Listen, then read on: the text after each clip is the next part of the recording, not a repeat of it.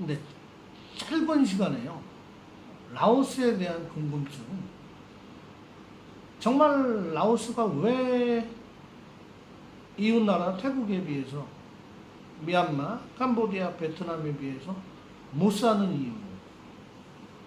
라오스를 한번 제대로 이야기해 보려는데 짧은 시간 9분 10분 내에 가능할지 모르겠어요. 만약에 시간이 모자라면 2부 3부 반응 보고 가겠습니다. 이 라오스는 지금 현재 17개의 주 BNTM 특별시, 그래서 17개 주와 하나의 특별시로 이루어져 있는데요. 인구는 740만 명이에요. 면적은 대한민국 남북한 합친 면적의 1.1배 넓죠. 근데 인구가 740만 밖에 안 됩니다. 우리 재외국민이 750만인 걸 감안하면 재외국민보다 10만이 오히려 적습니다. 그리고 라오스는 여성이 53%고요. 남성이 조금 더 적어요. 47% 되겠죠.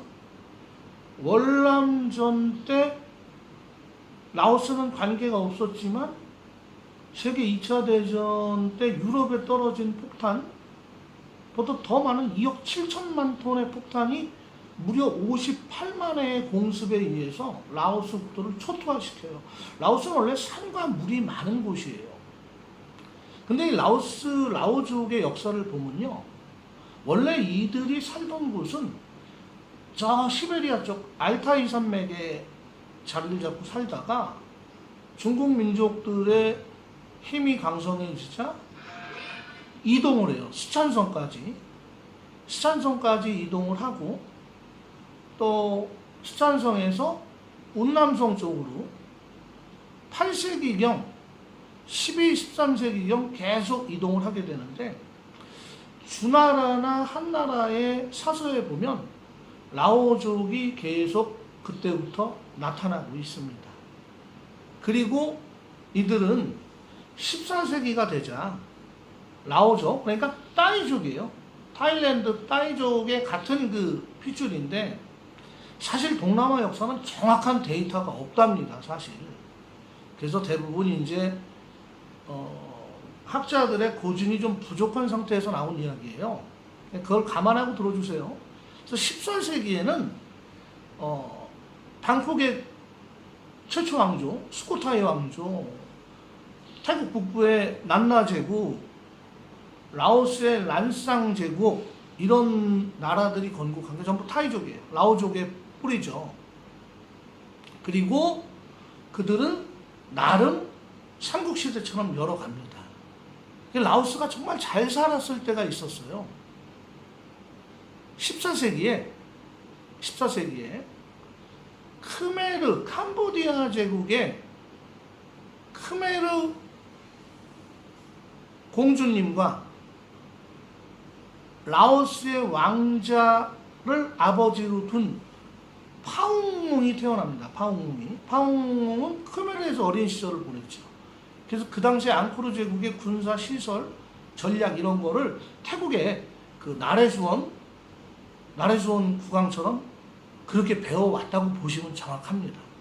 그리고 그는 크메르 캄보디아 제국의 왕의 명령을 받아서 반란을 진압하면서 그 얻어진 병력을 자기 나라로 라오스로 들어와서 자기가 라오족의 핏줄이라는 걸 잊지 않고 그때 1553년이에요. 루앙프라방의 난상 왕국, 난상 100만 마리의 코끼리. 동남아시아 전쟁 역사 중에서 코끼리를 처음 타고 싸운 민족이 란상 왕조예요. 대단하죠? 강성했어요. 그리고 파옹몽은 무려 350년 동안 란상 왕국을 이제 그 강대한 국가의 초석을 마련해요. 그러다가 좀 내전이 일어나가지고 왕위에서 쫓겨나고 그 아들 쌈센타이가 왕이 됩니다. 그리고 1560년까지 란상 왕조의 강성했던 시대가 이어지고요. 그 이후에는 버마의 공격을 받아가지고 라오스가 그때부터 힘을 잃어가요. 근데 라오스가 위치한 그 메콩강 길이 4020km라고도 하고 4195km라고 하는 그 티벳에서 발원해서 중국, 미얀마, 라오스, 타일랜드, 캄보디아, 베트남 거쳐서 가는 그 강에 30억의 인구가 살고 있어요. 그 강유역에. 그 메콩강 상류는 상류인데 참 어정쩡한 데 있어요. 부두 선착장을 만들어서 교육하기도 어렵고 또 너무 산이 깊고 그래서 아마 그 강을 그 베트남의 홍강이나 태국의 방콕 차오프라야 강처럼 그런 우리나라 한국 수도 서울처럼 한강의 그런 장점을 살리질 못했어요. 그게 못 살겠는 이유 첫 번째고요. 두 번째는 바다가 없어요. 그 삼센타이나 그 아버지 파웅몽이 힘 강성했을 때 그나마 가졌던 바다를 베트남, 캄보디아, 태국에 다 뺏겨버렸잖아요. 그리고 내륙 국가로 남게 되니까 바다를 활용해서 해상 무역을 할 수가 없었어요. 자, 두 번째 그 가난할 수밖에 없었던 이유입니다. 그 다음에 세 번째가요. 이 라오스 사람들 중에 제일 잘하는 말, 라오스 사람들. 버뺀양, 버뺀양. 괜찮아요. 우리나라 말로 괜찮아요. 태국말로 마이뺀나이. 괜찮아요. 이 라오스 사람들은요, 모든 게 괜찮다고 해요.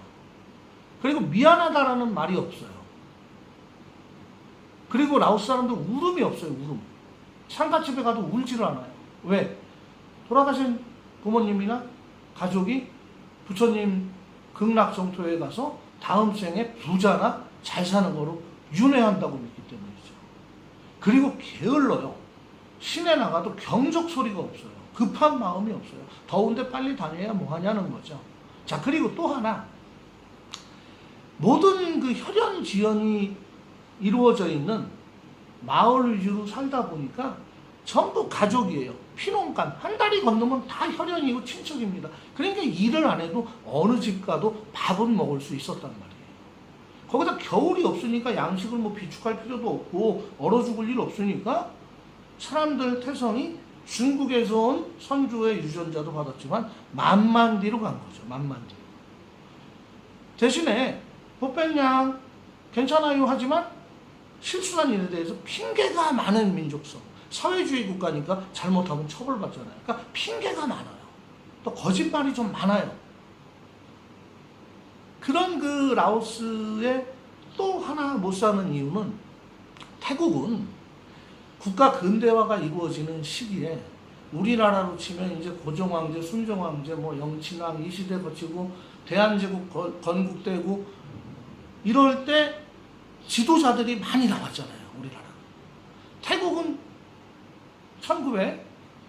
1940년대 이후에 걸출한 국왕 70년 동안 롱런하고 90세 이상을 사신 지금 태국 10대 국왕 차클리 왕조의 10대 국왕 바지랑 롱콘의 아버지 킹 후미폰 아둔야데 국왕이 70년 동안 서양 세계의 식민정책을 견제하면서 박쥐 외교 여기 붙었다 저기 붙었다 하면서 캄보디아 땅도 띄워주고 버마 땅도 띄워주고 영국에 띄워주고 미얀마 띄워주고 캄보디아 크메르 쪽은 프랑스에 띄워주면서 본토를 지키면서 국민들을 공부시키고 치료하고 의식을 깨우쳐줬어요. 그래서 태국은 글 모르는 사람들이 별로 없어요.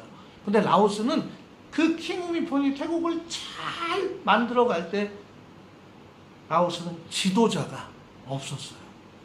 1940년대 프랑스가 식민지로 몰고 들어오고 또 일본이 들어오고 일본과 프랑스가 싸우다가 1945년 그 아인슈타인 박사님이 만든 리틀보이 원자폭탄에 히로시마 원폭 투하되고 1945년 8월 15일 한국이 독립될 때 라오스도 일본이 물러가잖아요. 그 프랑스가 또 들어와 가지고 다시 지배하고 프랑스를 상대로 또 열심히 싸우던 수파누봉이라는 지도자가 있었어요. 그리고 그 당시에 또 프랑스를 지원하는 푸마 왕자가 있었어요. 수바나 푸마 왕자. 자, 그 내전의 상태가 너무 길었어요. 그리고 라오스가 베트남 1968년부터 시작해서 1976년까지 지속된 베트남 전쟁에서 미군이 패망하면서 프랑스도 베트남한테 거기서 개작살이 나거든요. 그 빈센 무슨 전투에서 개박살이 납니다. 그러고 나고 베트남이 공산화되면서 베트남의 영향력을 많이 받고 베트남 군대가 수파노봉을 도왔단 말이에요. 결정적인 건 베트남의 패전으로, 미국의 패전으로 라오스가 공산주의화 되면서 라오 인민혁명당 딱 하나가 정당이 쓰는 바람에 다양한 정책이나 경제의 어떤 계획, 개발 계획이 수립될 수가 없었던 거죠. 그리고 또 하나, 라오스는 인구가 너무너무 부족해요. 세계의 모든 국가가 무엇을 해보려고 하면 세계 국제사회 경쟁사회에서 치고 나가려면 인구가 1억이 넘어야 된답니다. 근데 라오스 인구는요, 물론 태국이랑 1850년경의 전쟁 속에서 원래 태국 땅이었던, 라오스 땅이었던 이산 지역을 뺏기고 태국이 라오스를 통치할 때 라오스 국민 일부를 왕창 강제 이주시켰잖아요.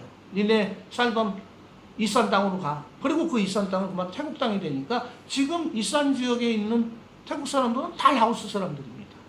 그래서 인구가 없고 월남전 폭격으로 인해서 또 얼마나 많은 사람들이 돌아가셨습니까? 인구가 없는 거. 비엔티엔 수도가 인구가 지금 60만이 조금 더 돼요. 그리고 태국의 근대화될 때 킹홀폰 같은 국왕이 없고 지도자들은 수파노봉도 있고 수마사 푸마도 있었지만 국민들 공부를 못 시키다 보니까 지금도 국민의 10분 중에서 서너 분은 글을 모른단 말이에요. 그래서 라오스 국회의원 선거 때 그 투표 용지에 보면요, 숫자로 안 써있고 이렇게 알아볼 수 있는 그 부호로 써있단 말이에요. 점으로 써있는지 제가 그렇게 얘기 들었어요. 그러니까 지리적인, 그 다음에 바다가 없고 국민성이 편안하게 갈 수밖에 없었던, 모두 가족이 다 피농간이니까, 이 나라 말로 피농간, 가족간이고 밥은 굶을 일이 없고 인구가 부족하고 우름이 없는 나라, 분개하는 게 없어요. 분개하는 거. 자기 국왕이 1800년대 중엽에 태국에 가서 잡혀가서 죽임을 당했는데도 그 국왕, 아누봉 국왕을 태국을 향해서 이렇게 악수하는 표정으로 만들어 놓은 라오스 국민성. 라오스 사람들 착해요. 그래서 오늘 시간이 모자라요. 일부러 여기까지만 일단 마무리를 할게요. 라오스가 다른 나라에 비해서 동남아에서 못 사는 이유에 대해서 말씀을 드렸습니다. 다음에 반응 보고 제가 2부 열어갈게요. 할 얘기가 너무 많아요. 라오스 근대사까지 가려면요. 오늘은 잠깐 라오스를 그나마 다른 분들이 이야기하지 않고 알려지지 않았던 속에 있는 얘기를 조금 해봤습니다. 고맙습니다. 감사합니다. 좋아요, 구독 좀 눌러주세요. 제발 좀 많이 눌러주세요.